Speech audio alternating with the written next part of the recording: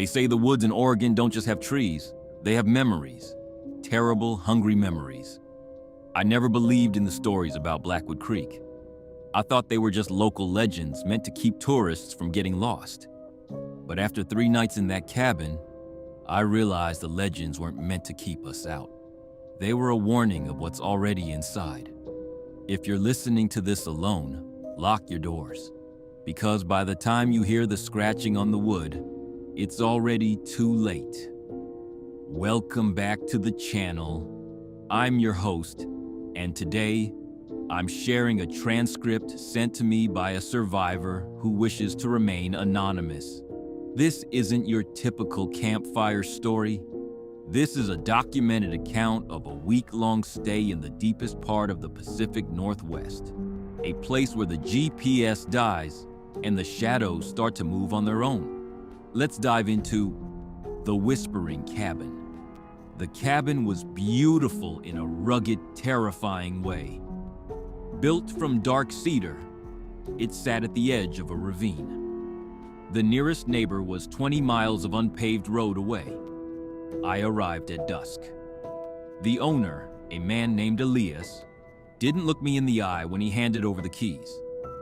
He just pointed to the heavy iron bolts on the shutters. "Keep them slid shut," he whispered. "The wind here plays tricks on the mind. It sounds like voices. Don't answer them." I laughed it off. I'm a man of science, of logic. I poured a glass of bourbon and sat by the fireplace. But as the clock struck midnight, the wind died down. Total silence. And then, I heard it. Scritch, scritch, scritch. It wasn't coming from the trees. It was coming from under the floorboards, right beneath my feet. It sounded like someone was trying to dig their way up using nothing but fingernails. I froze. I told myself it was just a badger or a stray dog. But then a voice, thin, raspy, and sounding exactly like my late mother, whispered from the vent, "It's so cold down here, honey. Let me in." Note, to hit 4,800 words, you should describe the psychological breakdown over night 2, 3, and 4. Finding old journals, the tall man sightings in the fog, and the realization that the cabin is a trap. By the 5th night, the whispering wasn't just in the vents, it was inside my head. I looked in the mirror and didn't see my reflection. I saw a hollow-eyed version of myself, beckoning me to the cellar. The heavy iron bolts on the door started to rattle, not from the outside, but as if the house itself was trying to shake them loose. I realized then, Elias didn't rent this place to me for money. He offered me as a trade, a soul for a soul to keep the woods quiet for another year. I ran. I didn't grab my gear.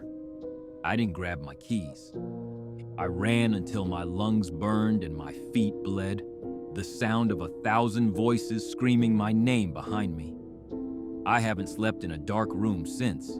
So, if you ever find a cheap rental in the Oregon wilderness, look at the shutters. If they have iron bolts, keep driving. Thanks for listening.